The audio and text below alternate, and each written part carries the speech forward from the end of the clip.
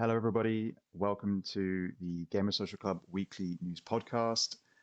Today is Thursday, the 24th of April, 2025, and I am your host, as always, Harry, aka Neighbors Crayfish.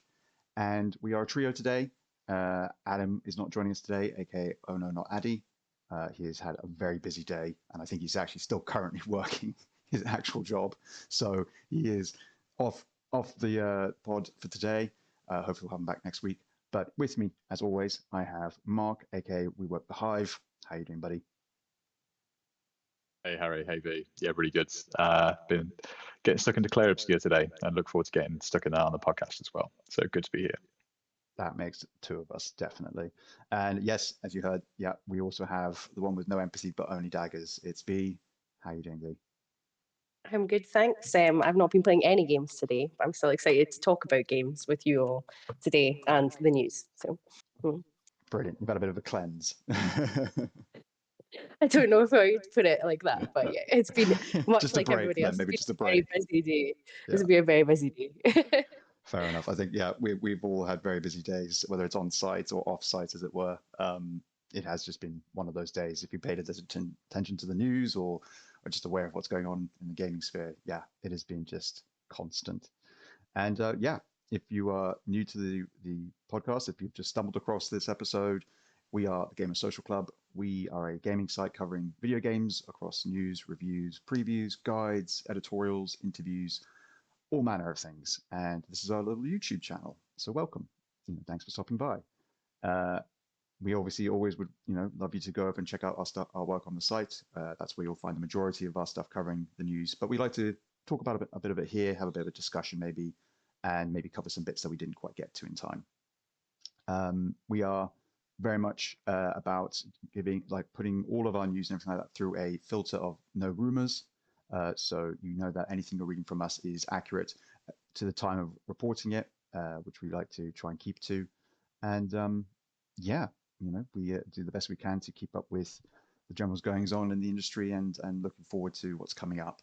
And we love to talk about it when we're here. Let me think. Yeah, of course, if you liked the episode today, consider leaving a like. If you have any feedback for us or any questions you might have that we could maybe follow up with in the comment section or maybe next episode, leave them in the comments below. And yeah, if you'd like to get more of this sort of stuff, please subscribe to our YouTube channel, where we also put up video guides and the occasional other bits and bobs there as well, alongside our weekly news podcast. Yeah, I think that just about covers everything. Oh no, it doesn't. Social media, of course, as always. We are on all the social media platforms. We are on Twitter at gamer _s_c, and we are on Threads and Blue Sky at Gamer Social Club. You should be able to just search for us there to find them. And if you're looking for any of us, I think you just need to really use our names or our gamer tags, and we'll probably show up on any of those social medias. And anyway, all of it is, of course, in the description below. With all of the rigmarole out the way, as always, we now go into our first segment, which is what we've been playing. And as Mark has already alluded to, I, as well as he, have been playing Clair Obscur Expedition 33.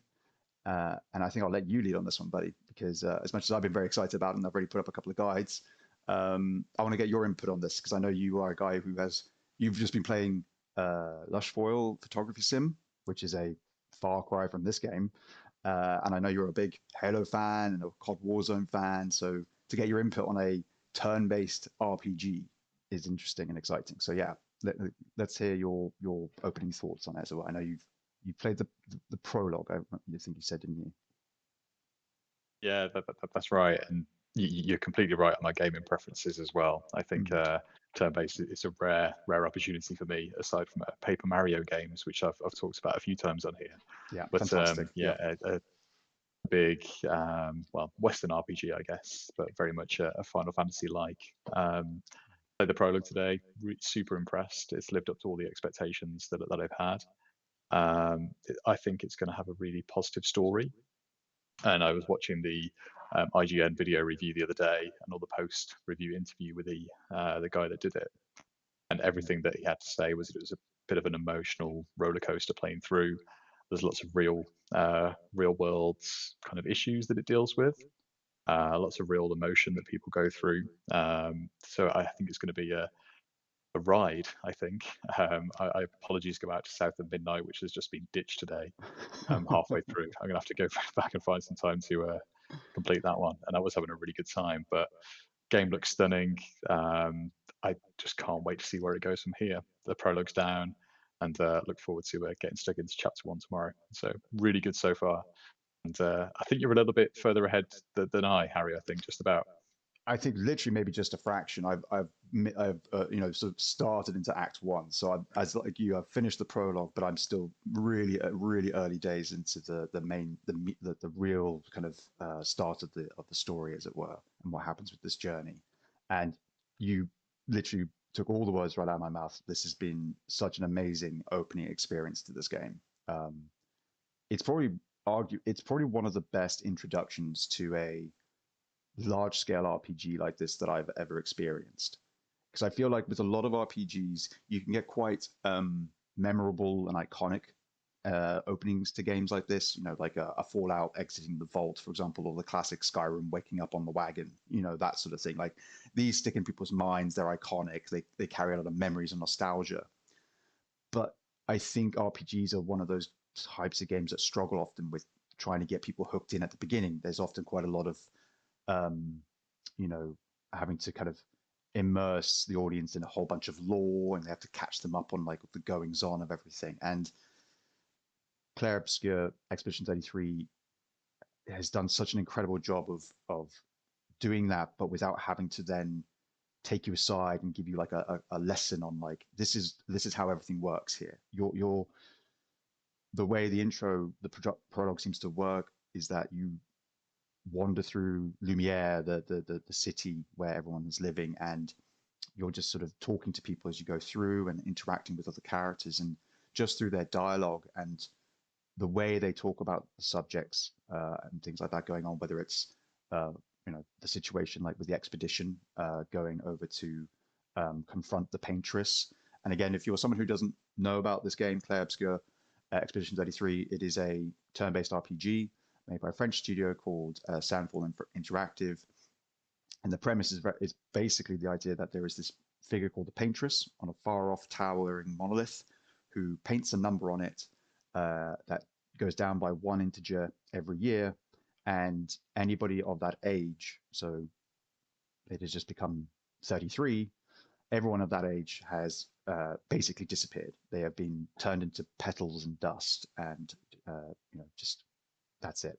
They're 1 minute and they're gone the next. And that whole scenario, that whole opening sequence to that is breathtaking. It's informative without being heavy.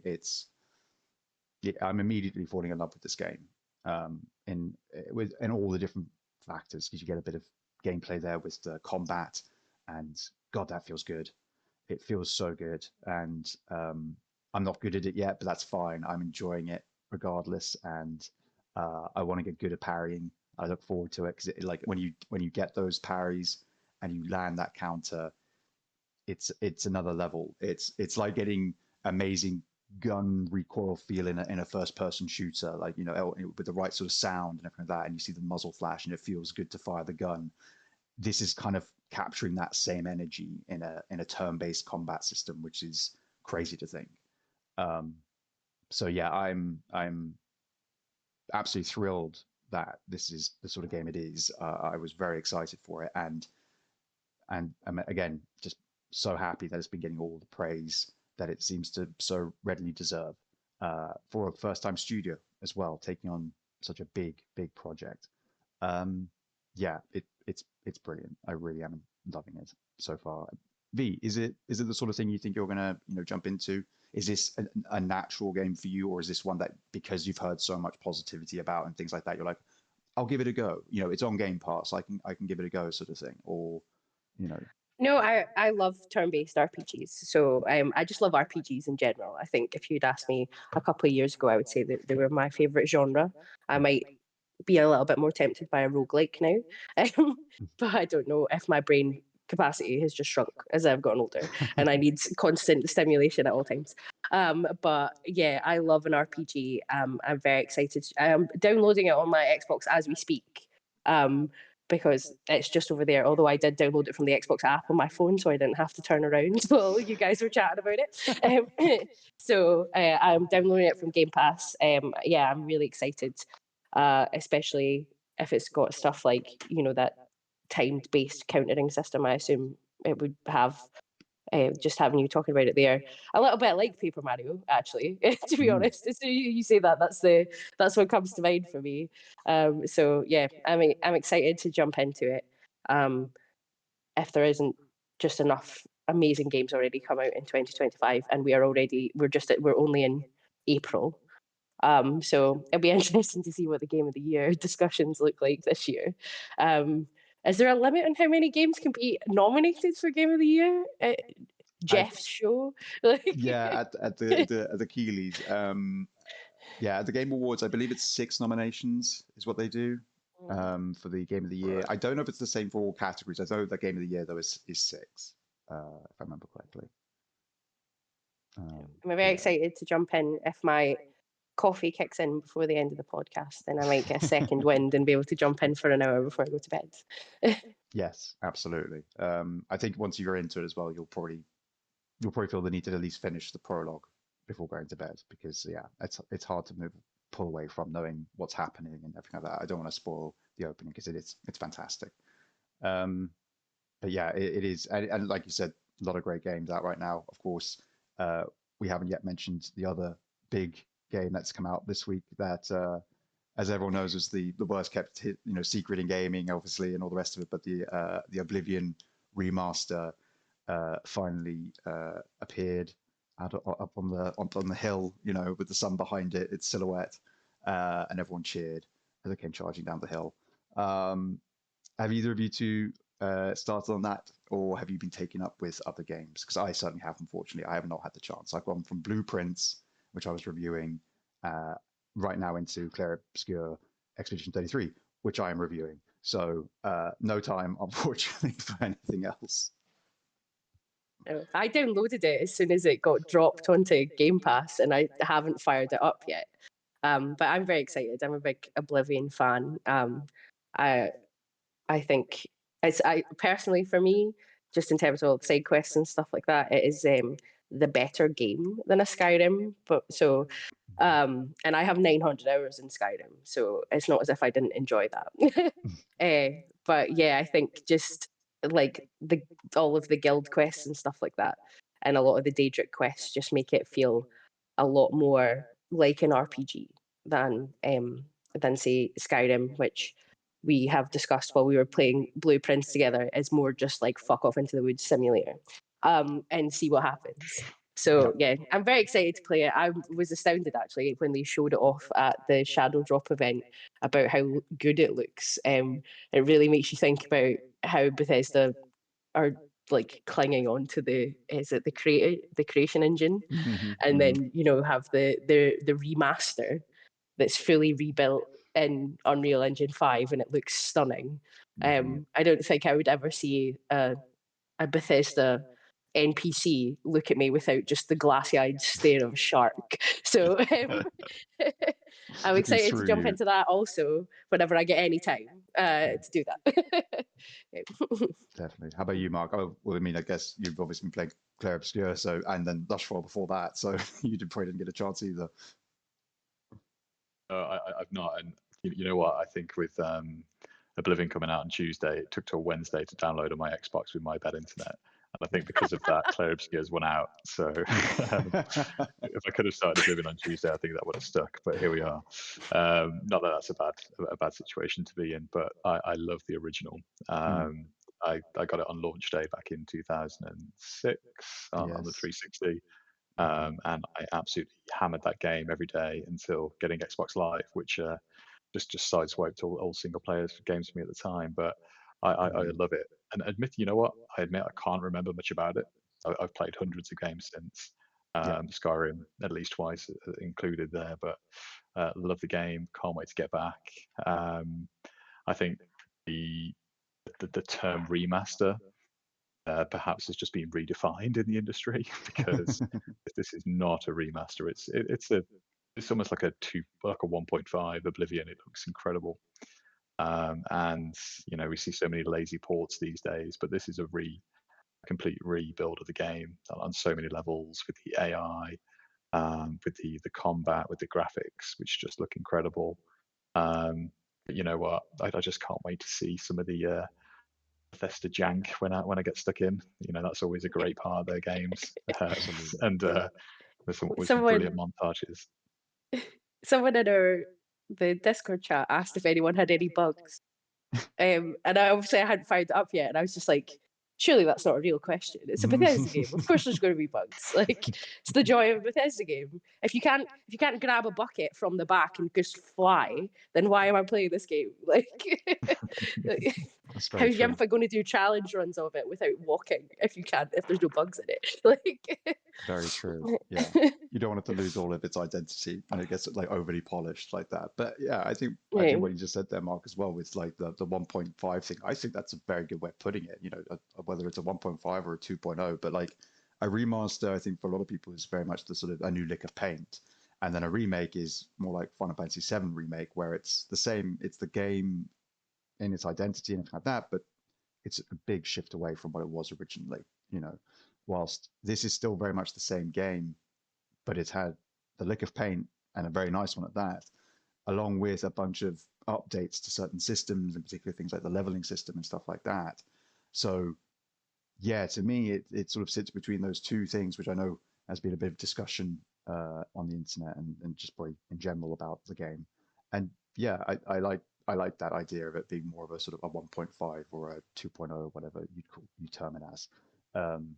That makes a lot of sense. It's the same thing, just everything's upgraded. That makes complete sense. And yeah, I think also mentioning you mentioned the creation engine. After this, I think Bethesda will be in a tricky spot if they announce their next title and it's still using the creation engine, because everyone's just going to go, why? Why would you clearly choose what is probably the worst option of these two? So it'd be interesting to see, because the reason that they always talk about using the creation engine is because of the way it handles object permanence. Is that not so? When it was like Starfield, still on the creation engine, and that's so you can just put every single potted plant that you find into your spaceship hold, which is what I did. In the same way in Skyrim, one of the houses that I own has an entire room that's just full of cheese. Because that's the dream. That's what I play role play games for. Things I will never be able to have, but I would love to have. A cheese room. But yeah, so I don't know, obviously, because they've rebuilt it all, and they say the drop for it, they said that they use the creation engine as the framework, and then it's rebuilt in Unreal Engine 5. But I wonder if that's affected anything like object permanence and things like that. Like if I put a bucket on someone's head and then just leave them like that, when I come back, will they still have the bucket on their head, etc.? So, it'd be interesting to know exactly how that is working in the back end of the remaster. That's the real sort of research we need. Okay, I can do that. I'll go around and I'll start putting buckets on people's heads, etc. That's again, that's why you play Bethesda games. It's just to annoy everyone. I was very happy they didn't remove a lot of the systems, though. I think the lock picking minigame in Oblivion, despite the fact it is significantly more difficult, is much more fun than the lock picking minigame in Skyrim. So yeah, I'm glad they brought that back in the silly little speech wheel that I still don't to this day understand how it works. Bribe everyone. Yeah. Until they like me, and then I don't know, steal all the money back. No, I mean they've kept a lot of it in. I mean, I think even they kept in the iconic retake voice acting snippet where the woman literally asks to do a second take and just says the same line again, all recorded in one bit, and you can just listen to the whole thing. It's great. So no, I will get round to it eventually as well, but this year is not going to make it easy, it looks like. So we'll have to see. But yeah, I mean, of course. So yeah, that's obviously Clair Obscur and Expedition 33, and then Oblivion Remastered. But there's also been a lot of news, not just releases. And again, we cover most of that on our site. So of course, if you want to read up on any of that, any of those goings on, we'd recommend going over to there and reading up on all that. So yeah, we're going to move on to one of the other news stories we didn't cover on the site, which was dealing with Nintendo. And if anybody else here would probably want to sort of lead on this one, because I'm not so up on the Nintendo stuff. I've been busy today doing guides for Clair Obscur and also doing other news articles here and there. Did either of you two have a chance to look over this stuff by any chance? Yeah, I so have. yeah, if you want to go first, Yeah, Mark. Mark, I if you want think to lead on this one. Thanks, guys. Yeah, I've been picking this up, and so today's news was around the upgrade fee for Switch 2 edition games, and the disparity between the price of different games. So Nintendo UK had put on their website that the upgrade fee for the two Zelda games, with Breath of the Wild and Tears of the Kingdom, would be £8 each, but the upgrade fee for Kirby, and I can't remember the subtitle, and Mario Party Jamboree would be £17, which is like quite a stark difference. Of course, there is a lot more content that comes with Mario Party and Kirby, in like new zones, new levels, whereas the Zelda upgrades are more technical with frame rates, resolution, and an app to play Zelda with. I mean, I don't know who's asking for that, but apparently it's a thing. But yes, there's quite a disparity in the cost, and I think this just adds to the issue that Nintendo have given themselves around the messaging of the Switch 2, which I think has been a bit all over the place, to be frank. Of course, there was all the leaks about the console coming up to launch, and that was going to happen. But they've just not been able to get a handle on the messaging about the console since the reveal. There was lots of missing pieces of like core information they should have shared at the time, and that started to just trickle out through the media. And every time something new comes out, it's just like a whole storm online, and people are not really sure what it means, and media outlets running around trying to find out. And I think they just need to get a handle on the messaging pretty fast, to be honest. And especially when things relate back to cost, which are key important things for people, especially early adopters. Are they gonna take on a Switch 2 if they've got loads of extra expenses? But for myself, I was looking to see how much, if I bought a Switch 2 and everything I wanted with the console, I'll be looking something around about 550 quid, and that is just ridiculous for a console, a game, a couple of upgrades, and an extra set of Joy-Cons. But just generally, the messaging on price and all, it's just a bit of a mess. So that's where I am today on the Switch 2. Yeah, you're right. I think for whatever reason, unlike the original Switch, which may have had other issues down the line, but I think most people will look back on the first Switch and think they handled that so brilliantly. And maybe that's because it was coming out of the shadows of the Wii U. But this time around, yeah, it really feels a lot more haphazard. It feels a bit more kind of disorganized, or maybe, and I'm this is purely speculation on my behalf. Looking at Nintendo talking about how popular the Switch 2 currently is in Japan and places like that. It's quite possible that they just know full well that regardless of how it's all delivered, people are going to go out and buy it. That they're at that point now where like we know the market's ready, like wants this. So even if we deliver our messaging badly, you're probably going to put up with it and then go and buy all the games and all the Joy-Cons and the camera and everything else with it. But that's purely my own sort of thesis on it, as it were. What about you, V? How do you feel about this sort of pricing and things like that? Yeah, I think it's just it's just very weird. My biggest thing is it just seems to be just so scattershot. It's so inconsistent. Like I know when they did the direct about Mario Kart, and we're like, we're going to show you why this is worth. So it's like £75 for the physical edition of Mario Kart or something in the UK, and it looks great. I love Mario Kart, but I'm like, at no point did you show me anything that's a £75 game compared to other games that are released.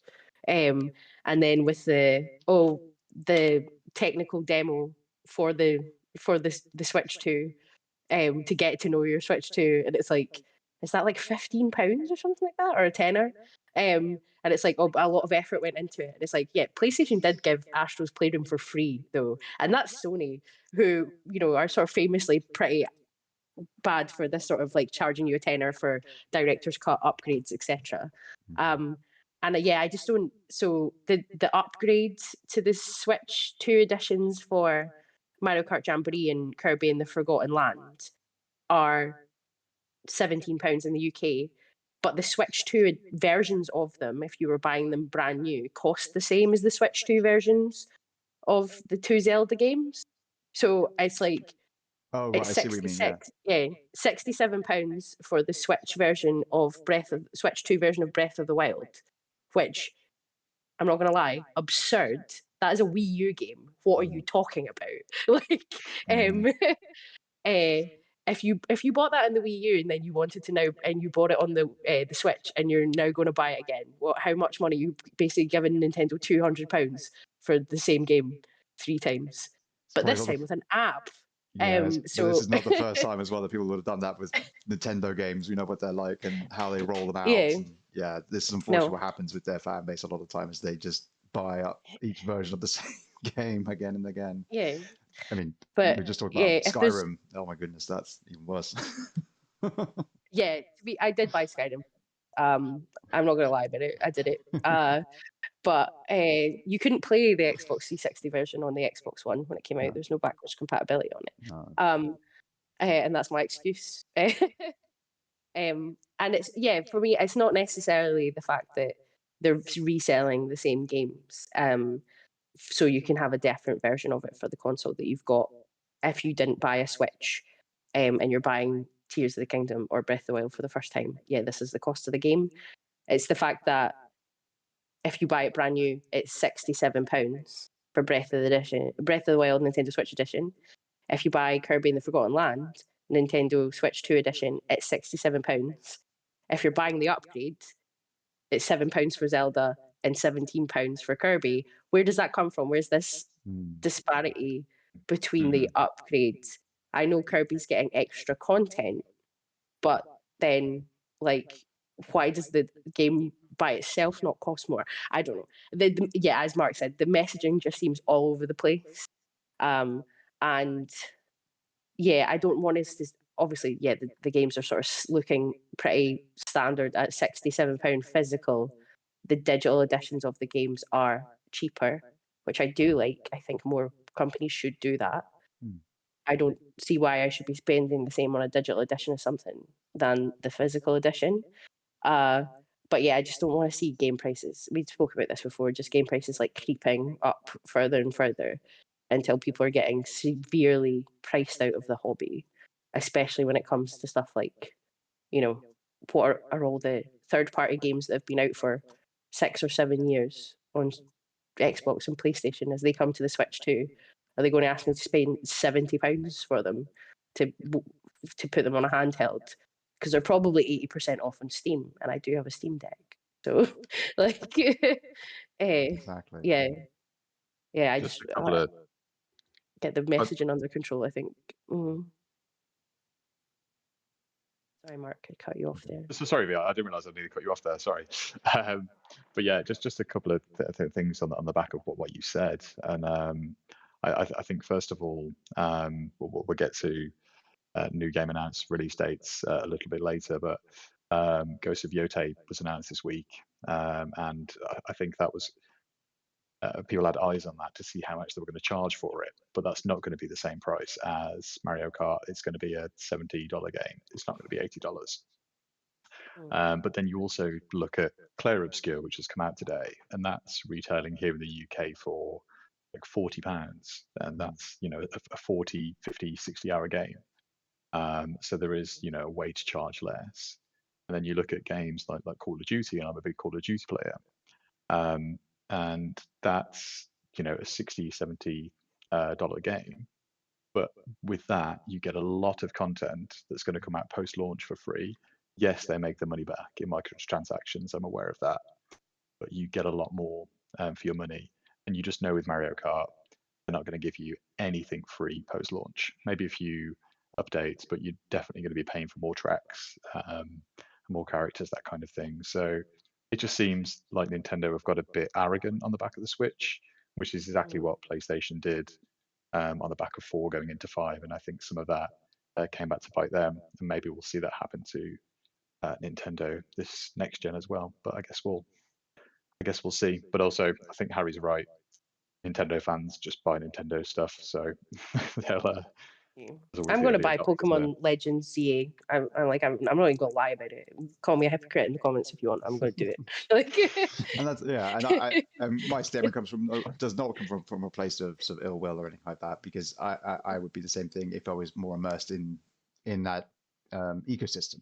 I have been a Nintendo kid growing up. Didn't have home consoles until the GameCube, but I played on the original Game Boy all the way through all the handhelds up until they moved from being small handhelds to then being bigger handhelds with the Wii U kind of console bit and then the Switch.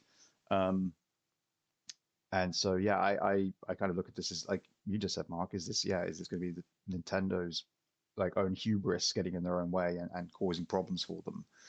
But yeah, again, do the Nintendo fans, do they care? Do parents care when they're buying it for their kids, that sort of thing?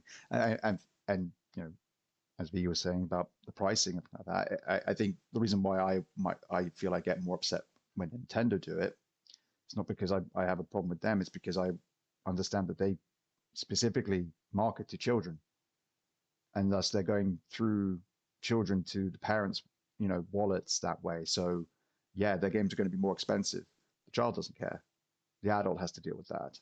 And when your child's screaming and crying because they can't get the game they want, they don't have the version of it that they want, and things like that, it puts people in a very tricky position at home. And yes, people say, "Oh, that's on the parents." You're absolutely right.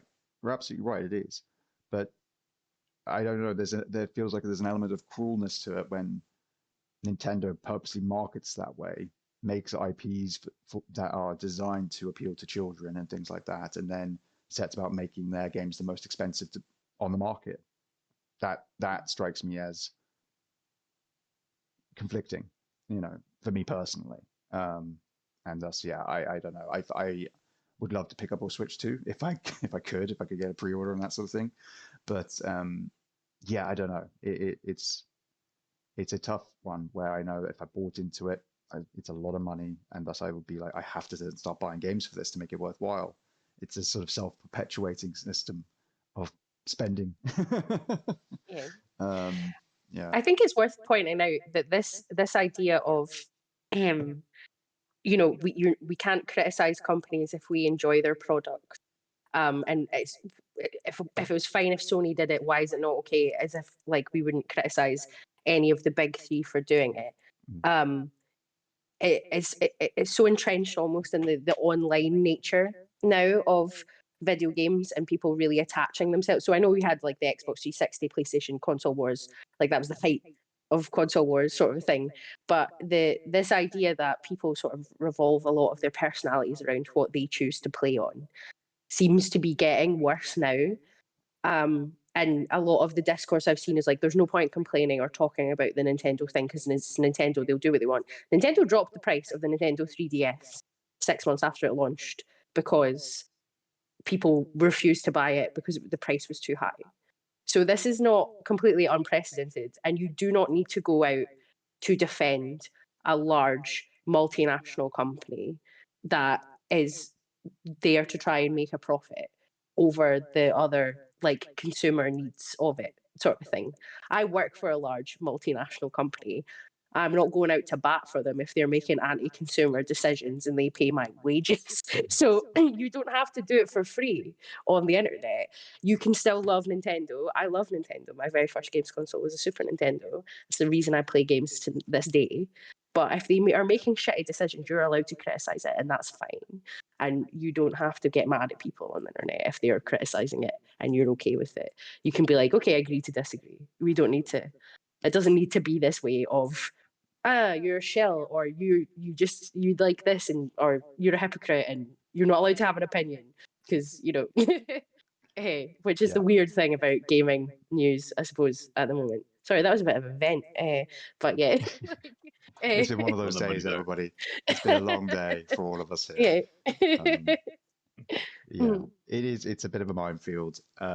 Nintendo will no doubt come out the other side absolutely fine. Yeah. And the Switch 2 will go on to be another mega hit for them. It's already, I think, predicted that it's going to beat out the already record-breaking sales of the PS4 and PS5. So yeah, I don't think they're necessarily sweating it, but we'll see. Maybe people will change their minds when they realize once they finally have, more marketing in front of a wider audience, as opposed to these, streams and things like that, which are obviously all watched by the gaming community. But when mums and dads who aren't gamers themselves are buying it for their kids when it's their birthdays or Christmases later on this year, they're going to be looking at, marketing on TV for it, on posters, bus stops, all this sort of stuff.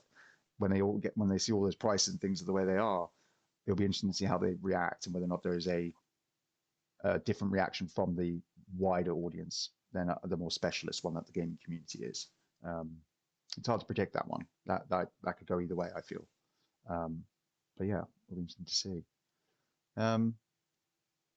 Are there any other stories that we want to cover in particular? Obviously, Mark, you mentioned some games that are releasing. We did get some other release dates today, in fact. I watched I watched most of the FBC Firebreak live stream, which was done by Remedy, who are the studio behind games like Alan Wake, Max Payne, and Control.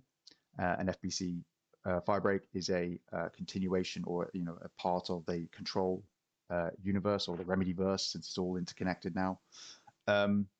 It's a 3-player co-op shooter where you and your mates are running around the oldest house, the setting for Control, dealing with the Hiss, who are this sort of paranatural these entities that have invaded the oldest house itself. Is essentially like a building that is alive and conscious and changes around you, and it's a whole thing. It really is. Control is one of my top 5 favorite games, I think, of all time. My top 5 might change, by the way, with Clair Obscur. I'm not going to lie. Like this is one of those times where I'm suddenly like, oh no, I'm going to have to lose one of my darlings. I've decided to never have a top 5 again. There's Yeah. too many good games. It It's causes not me worth too it. much pain. Yeah. I can't keep pushing them out of the nest like this. It's not fair. But yeah, I watched that, had a really good time watching it, and it looks like a lot of fun. The release date for it, if I remember correctly, is June 17th. It's coming to PC, Xbox Series S and X, and PlayStation 5. It is also launching day one on Game Pass and PlayStation Plus Extra. So really accessible, thankfully, when it comes out, which is great. But also, going on about price, it's actually being priced at what I think is quite a reasonable rate, because it is here in the UK, the standard edition is going to be, I think, £32.99. And then America and Europe are at $39.99 a piece, as it were, dollar or euro. And then it has a deluxe edition, which for us, it goes up to $39.99. And then for the other two, it goes up to, I think it's $49.99. So again, a $50 game, €50 game, and it's the deluxe edition, with extra content. That sounds pretty good to me. I like that sort of pricing. I can handle that.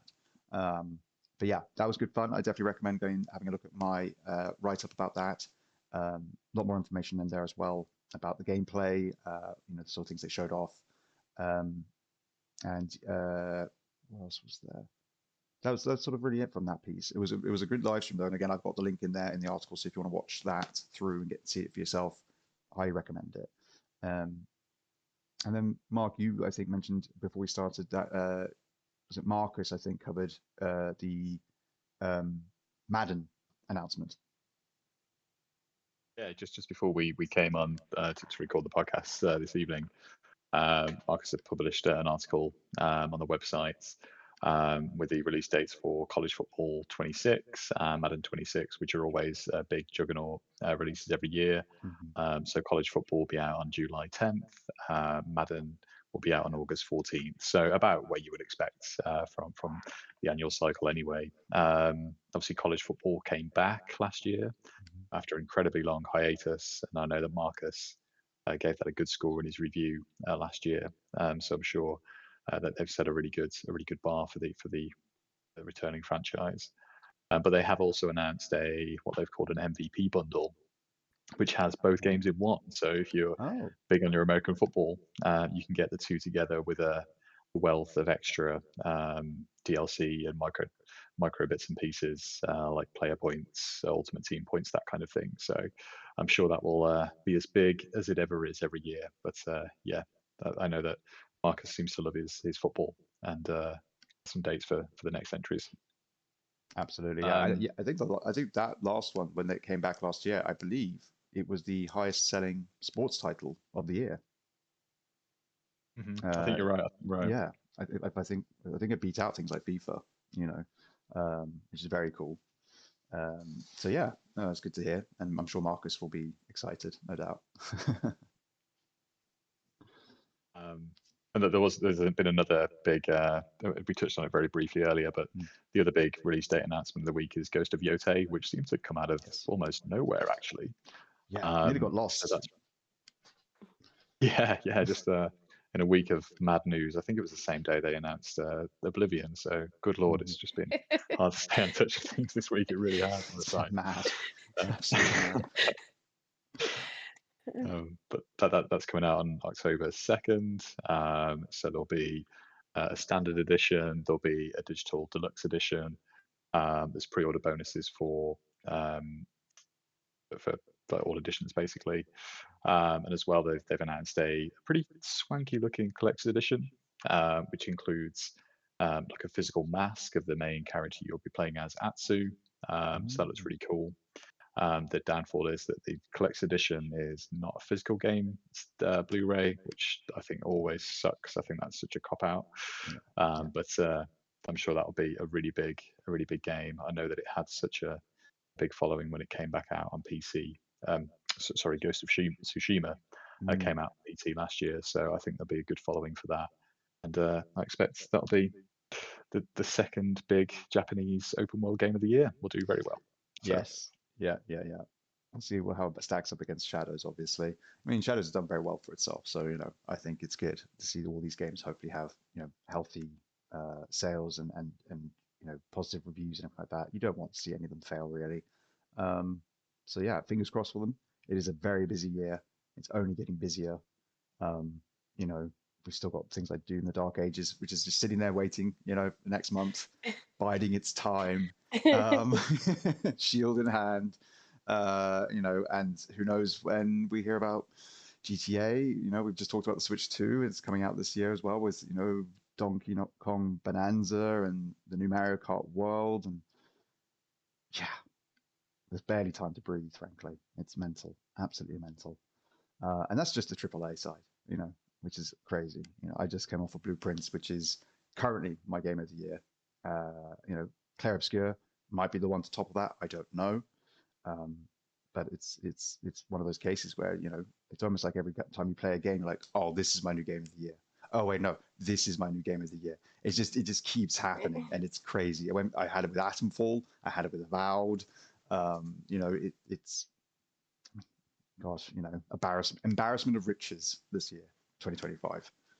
Yeah, and my thing that I'm the one thing that I'm currently concerned about is the fact that the release date for Slay the Spire 2 is still slated for 2025, and I will have to retreat into a hovel somewhere and switch off all internet and never speak to anyone ever again. Like, it's like, but the year is so busy, and yeah, you say there's like so many indie games coming up. I think I get a notification at least once a day from Steam that's like, oh, one of your wishlisted games is now available, or one of your wishlisted games is now on sale. And I'm like, okay, thanks, Steam. Okay, thank you for that. I'm going to switch the computer off now. Right, just throw my phone in the bin. Uh, there's too much Yeah. coming out, far too much to play.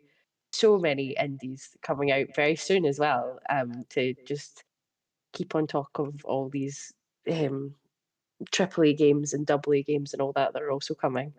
So yeah, not a lot of time to actually uh, No. play the games that are releasing. No. They're coming out too quickly. They It's really like are. slow down. Yeah. It Just generally feels like 2007. Like this is the best year we've had, I think, since then. It's ridiculous. It really is. Yeah. And honestly, like because I haven't even started Shadows yet, I've had it sat on the shelf for about a month now. And with that, Oblivion, the Expedition 33, on top of the multiplayer games that I play, I'll be good till next year anyway. But I just don't know yeah. where I'm going to find time for these. It's been crazy, and you know what? There's just something for everybody. There really is this year. It's just great time to be a gamer. Oh, Yeah. absolutely. Yeah. A lot of people, I saw some people last year do a thing where it's like you're not allowed to buy any new games. You can only tackle your backlog. Yes. My backlog currently has 156 games on it, and that's absolutely not up to date. She's looking at me just horribly in my backlog spreadsheet. Um, so, but unfortunately, given the nature of working for the site and things like that, I cannot go an entire year without playing anything new and only working through the backlog. But yeah, maybe one day, maybe when I retire, I'll get to sit and finish my backlog, which by that point I feel like might crash the Google Sheets server, to be perfectly honest. Like, but yeah, I think it's never a complaint. It's fantastic to be around an era of gaming that's this good, I think. So, and as you Yeah. say, Mark, there's something for everyone. Yeah. There is really something for everyone, and yeah, there are always those couple of years you can pick out, which were big years, whether it's 2007, 2018, with things like God of War and things like that. I think 2019 after that was like the Sekiro year, where we also had Control and like I think Breath of the Wild may have come out around then, or maybe that was 2018 as well. Oh no, that would have been, was that Game of the Year as well? So maybe that was before God of War. Anyway, for the last few years, we've had moments like, oh, this is the best year of gaming. Again, like every year, it's just subsequently, oh, this is now the best year in gaming. When we had Baldur's Gate 3, in the same year as Alan Wake 2, and we've had Diablo 4, and then we've had Final Fantasy 16. There is no point where people suddenly go, oh, wow, like there's nothing good out right now. There's always something good. And if you watch any of these streamers or YouTubers who are saying like, oh, there's no good games, what's happened to good gaming, things like that, it's like, they don't play video games. I'm sorry. As much as you may watch them constantly play rounds of Apex Legends or whatever it is that they do, they're not playing games. They're just playing a couple of games, and they need to spread around the field a little bit and try out some other things, and maybe they'll find those good games because they're there. But yeah, I think before we move on to our closing section where we talk about what we're looking forward to, I'll quickly just mention again, like obviously we've covered a lot of these games and stuff on our site over on the Gamer Social Club, so do please give it a visit. There is my review for Blueprints, as I said, and as I mentioned earlier as well, Mark did a great review of Lushfoil Photography Sim, along with a whole slew of guides, which are excellent.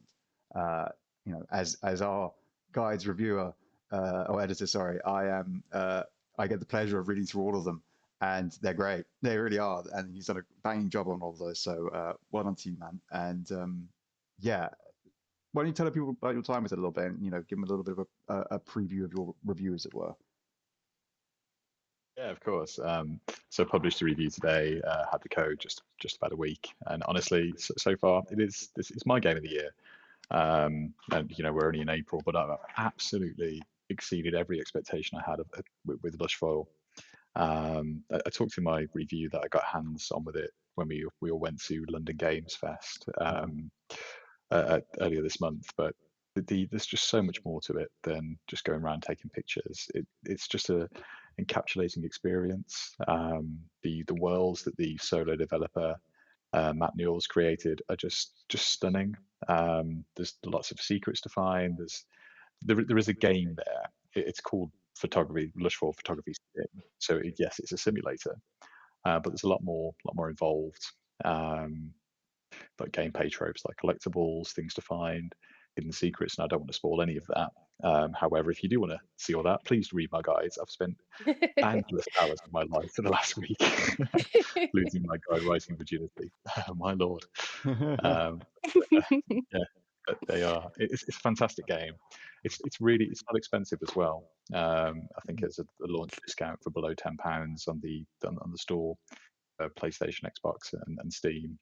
But for a solo developed game, it's special. It's the most tranquil, peaceful game I think I've ever played, and it's the best indie I've played since Unpacking, which was similar Oh, levels of nice. chill many years ago. Yeah. So yeah, but absolutely. Please read the review. Fantastic game, and I hope it gets the time of day for people that otherwise might have missed it. So fantastic stuff.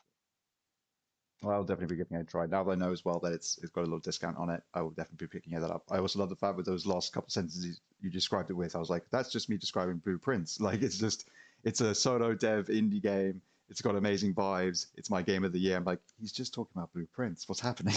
My brain, no. That's literally how I would sum up Blueprints. And I don't know. I won't speak for you, V, but obviously you and I, we teamed up on many an evening hashing out puzzles together and things like that. And as I said in my review, there's a little section I do talk about in there where I'm like, play Blueprints with somebody else. You should, but also just play puzzle games with other people. I know they're not co-op games or anything like that normally, but if you find the right ones, they make for great cooperative experiences. Not gameplay, but just experiences of, pooling your knowledge, working out puzzles together. One of you has a eureka moment that which then, pushes you further ahead and you get stuck again. Then the other person has a eureka moment. And there's just this real great sense of teamwork and sort of you share the successes you have, whether it's in your version of the game or the other person's version of the game. It's really fun. And to then come back, that sort of water cooler moment of like, oh, this happened to me in my game. What happened to you? Oh, I haven't had that yet. Like it really elevates, I think, every sort of puzzling experience if it works in that way. And Blueprints absolutely does. It is almost, I feel, I wouldn't go so far as to say designed to be played that way, but it certainly lends itself to being experienced that way. What do you think, V? Oh no, absolutely. I think just in terms of, I write a lot of notes. I don't take screenshots of things. I write down all of the contents of books that I find and draw little diagrams. Which is probably not how most people play the game. However, that's how my brain works. But we did have lots of very fun moments where you were describing something to me on your game, and I was like, I have a picture of that. I've written that down. Like, look at my notepad. It's right here. Like, I did it. yeah, I've got that. I've got that here.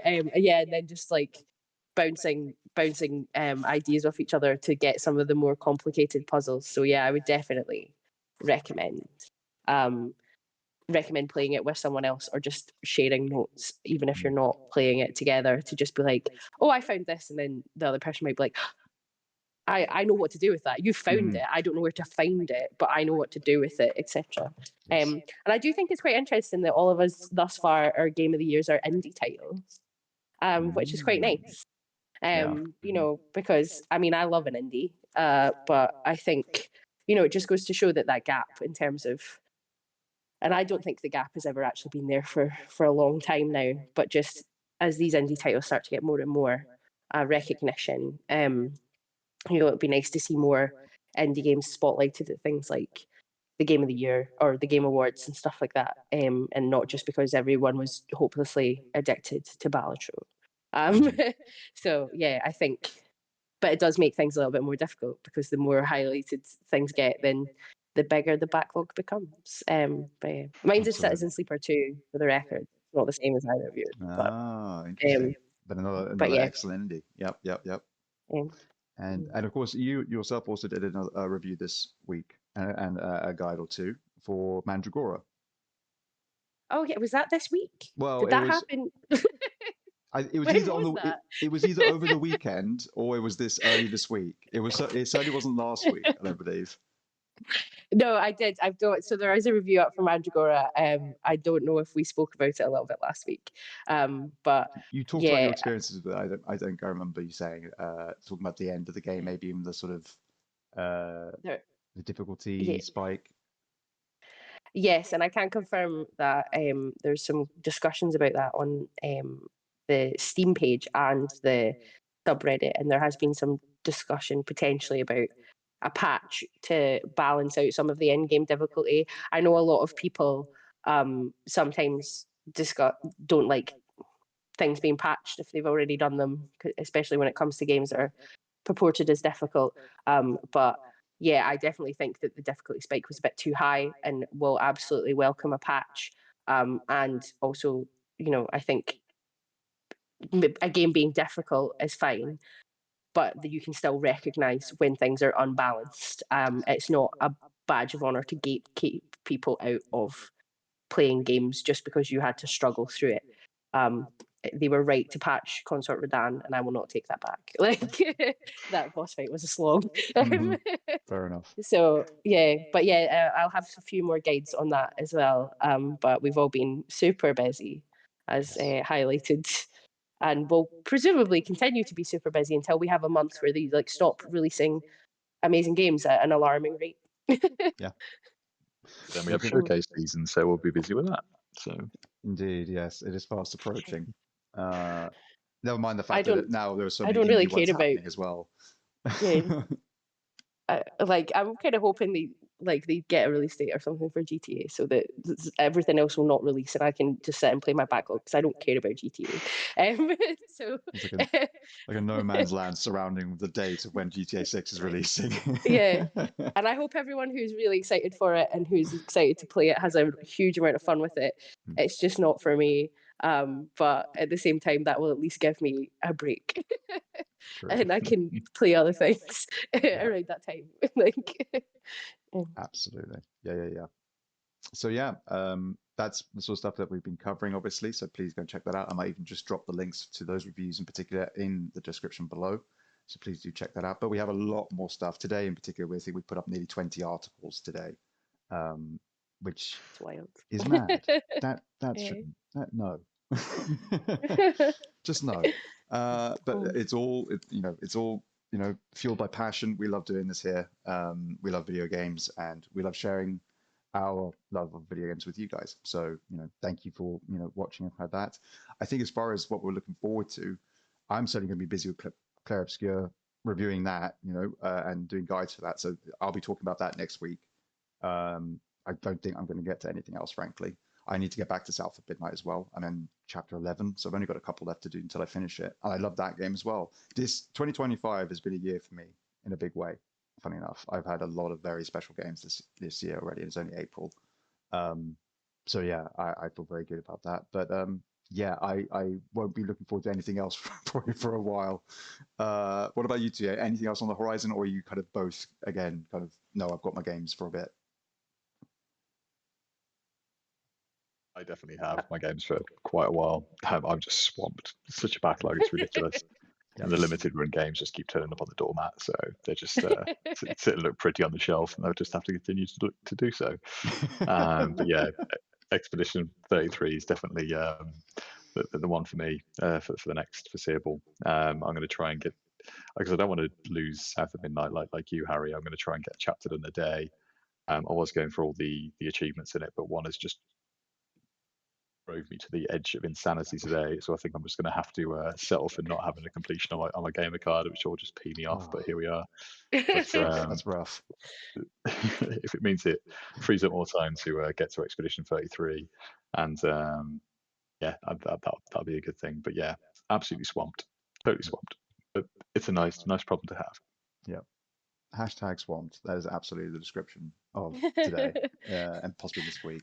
How about you, V? Anything else on your radar, or again, are you No, I'm in a pretty similar position, to be honest. I'm gonna play Expedition 33.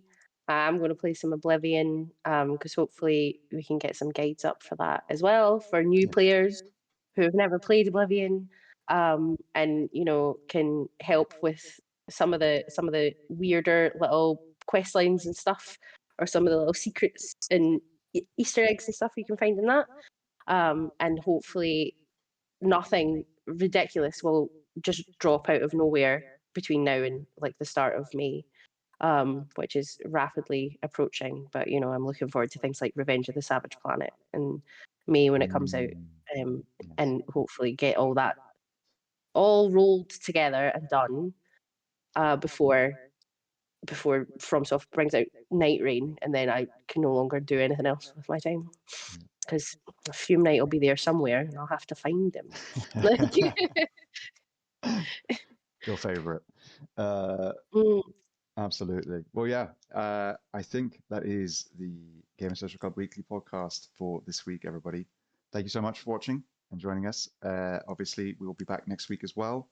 And no doubt we'll have more to say about Clair Obscur Expedition 33 and Oblivion as well, and no doubt other things.